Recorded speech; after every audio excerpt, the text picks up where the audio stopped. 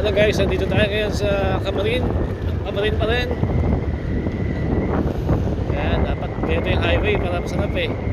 Walang mga lubak. Dapat ganito yung kalye.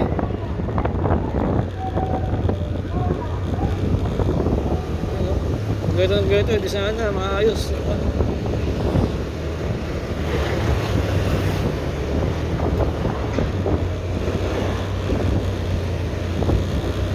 Yun o. Iwas lang. Ito, 24 hours wala.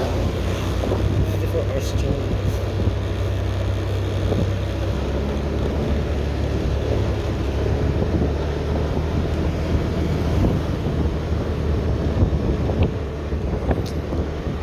Nakaraan kasi nag-gabi ng McDo eh. Kasi parang medyo malayo kasi malakarin. Ang delikado pa.